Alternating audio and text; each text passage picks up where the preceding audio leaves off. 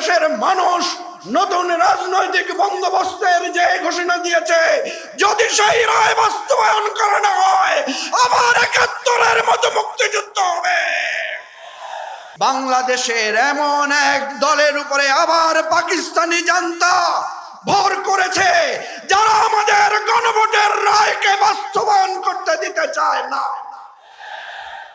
আপনারা জানেন ১৯৭০ সালে একটা নির্বাচন হয়েছিল, সেটাও জনগণের রায় ছিল, কিন্তু সেই রায় তৎকালীন ইয়াহিয়া সরকার, ওই পাকিস্তানি সামরিক জান্তা রায় বাস্তবায়ন করতে দেয় নাই। রায় বাস্তবায়ন হলে পুরো পাকিস্তানের নেতৃত্ব আসতো আমাদের এই বাংলাদেশের জনগণের হাতে। সেই জনরায়কে প্রত্যাখ্যান করা হয়েছে ক্ষমতার জোরে।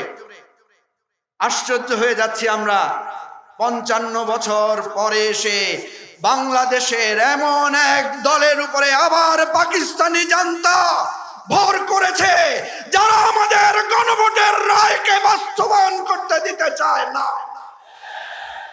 আপনারা আবার পাকিস্তানি দিকে ফিরে যাচ্ছেন, আপনারা আবার এই ইয়াহিয়ার রাস্তায় হাঁটছেন, আর দোষ দিচ্ছেন আমাদেরকে, দোষ দিচ্ছেন বিরোধী দলকে। আমরা দেখেছি যেই ক্ষমতায় যায়, সেই ক্ষমতায় গিয়ে তার অতীত ভুলে যায়। আজকে প্রধানমন্ত্রীর বক্তব্য দেখেন, আগের বক্তব্য দেখেন, স্বরাষ্ট্রমন্ত্রীর আগের বক্তব্য, বর্তমান বক্তব্য দেখেন, তাদের নেতাদের আগের বক্তব্য, বর্তমান বক্তব্য দেখেন।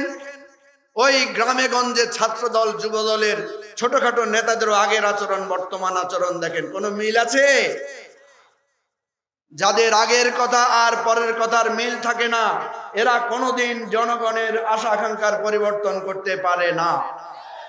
আমাদের স্পষ্ট দাবি, জনগণ স্পষ্ট করে গণভোটে বলেছে, আপনারা দেখবেন, খুঁজলে এখনো গুগলে সার্চ করলে পাবেন, আমাদের গণভোটের যেই ব্যালট ছিল, ব্যালটের সামনে লেখা আছে, আপনি কি জুলাই বাস্তবায়ন আদেশের সাথে একমত, এবং নিম্নোক্ত 4টি বিষয়ে আপনার মতামত হ্যাঁ অথবা না জানান।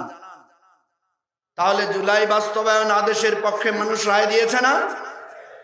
সংবিধান উপরে না গণভোট উপরে? সংবিধান বদলানোর জন্য আমরা কি করি? সংবিধান বদলানোর জন্য আমরা গণভোট করি। গণভোটের রায় হচ্ছে চূড়ান্ত রায়।